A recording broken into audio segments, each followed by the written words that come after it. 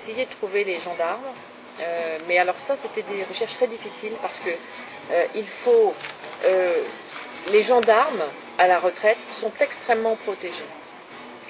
Donc j'ai écrit au ministre des Armées, au château de Vincennes, après c'était pas le château de Vincennes, il fallait écrire ailleurs. Donc j'ai envoyé des lettres, j'ai jamais eu de réponse, j'ai jamais réussi à remettre la main sur les 3 gendarmes qui avaient accompagné Guy Fabrique. Je ne sais même pas s'ils sont vivants ou s'ils ne le sont pas.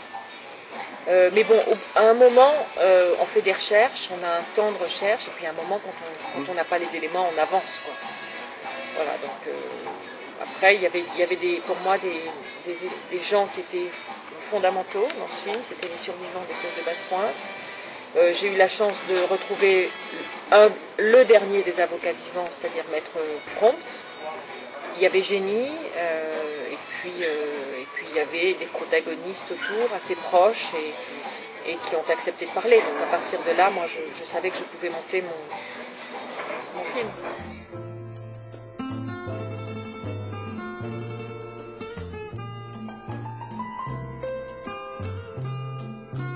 C'est 6 mois avant, c'est les forces de l'ordre qui tirent donc sur des ouvriers qui sont en grève au Carbet, sur l'application Laju, qui appartient à l'époque au Béké Bali.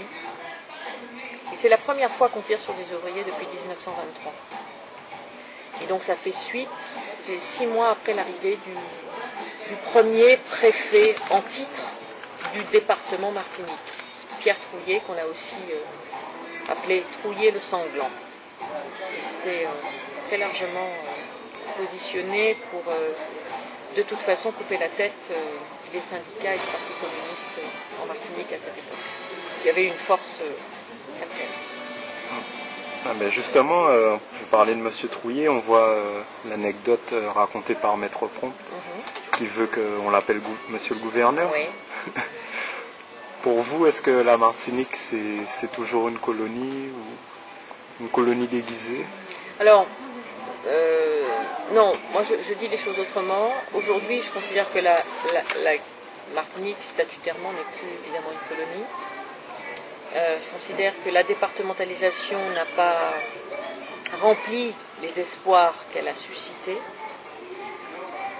Je crois que de toute façon, il y a un système qui est établi entre les Antilles et la France, qui est un système capitaliste fort.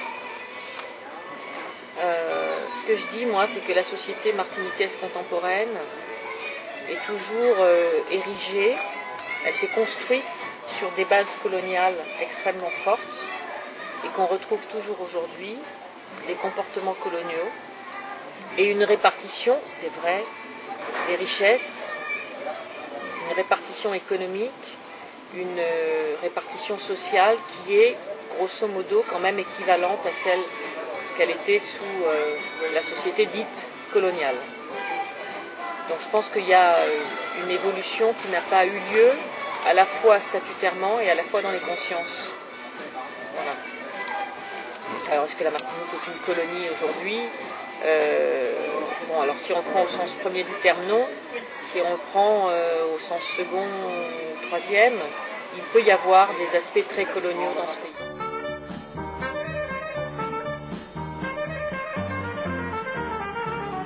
Oui, alors j'ai des sympathies qui sont très claires, dont je ne me cache pas dans ce film. Mais je soutiens, alors j'ai pas ma carte du PC, je le dis à chaque fois, en tout cas quand on m'en donne l'occasion. Mais il est absolument clair dans ma tête que les communistes dans ce pays ont fait un travail considérable pour améliorer la condition des ouvriers agricoles de ce pays. Qui dit le contraire, c'est vraiment de la mauvaise foi politicienne de base. Moi je soutiens le travail du Parti communiste et des syndicats de l'époque, qui étaient les seuls à pouvoir tenir tête au patronat.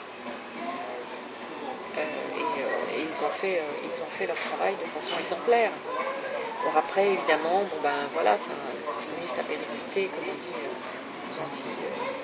Et notamment après l'affaire des 16 de Basse-Pointe, parce que si les 16 de Basse-Pointe ont été des héros, c'est seulement à Bordeaux, hein, parce qu'ils n'ont jamais été des héros dans leur pays. Jamais.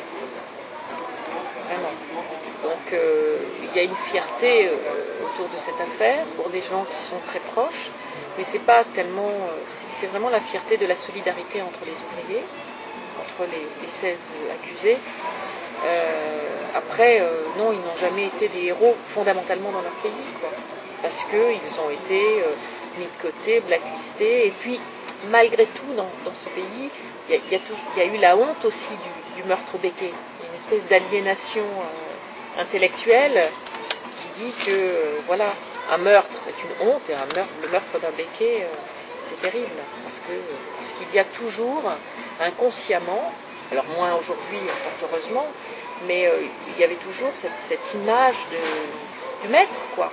Que ça devienne un acte libérateur collectif, c'est plus compliqué, mais c'est un acte libérateur. Mais laissons le temps un peu se faire, parce que il y a seulement 60 ans c'est très, très court dans la mémoire d'un peuple.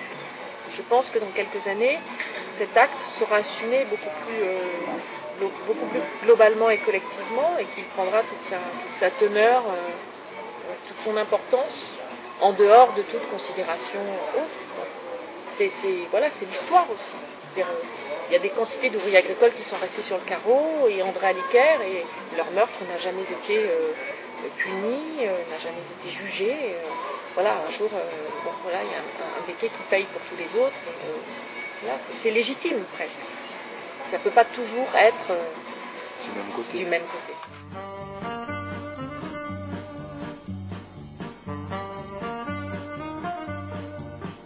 Oui, j'ai des projets, oui. D'abord, j'espère vraiment que le public va être au rendez-vous. Pour moi, c'est un grand espoir. Bon, d'abord parce qu'il faut qu'on fasse des entrées, quoi. Parce que je pense qu'il faut de la visite. Aujourd'hui, il y a une émulation autour des Antilles qui est aussi liée à l'actualité. L'exploitation d'un film, c'est très compliqué. C'est-à-dire que si on n'a pas beaucoup de public, la première et la deuxième semaine, les exploitants vont dire bon, vous êtes gentils, mais on va prendre un autre film. Voilà, ça c'est une réalité dans laquelle on est plongé. Voilà, donc si le public est au rendez-vous, tant mieux. Bon, ça ne m'empêchera pas de faire le deuxième film si le public ne vient pas, mais s'il vient, c'est mieux, parce que ça va me faciliter le deuxième film aussi, c'est vrai. C'est une réalité, quoi. Voilà. Et donc, en effet, je travaille sur un deuxième projet qui est aussi un documentaire politique sur les événements politiques des années 60 en Martinique. Et notamment, à cette époque, une volonté d'indépendance assez forte, qui a été tuée dans l'œuf très vite, mais qui était très importante, en regard aussi de la lutte de libération algérienne. Et, les années 60, c'est une année où, en effet, 60-61, où les départements français, la Martinique et la Guadeloupe, se sont positionnés à travers une organisation qui s'appelle l'OJAM, l'Organisation des jeunesses anticolonialistes martiniquaises, pour une autonomie beaucoup plus forte, si ce n'est une indépendance, avec une possibilité de lutte armée. Voilà, donc je travaille là-dessus. Ok. Ben, merci.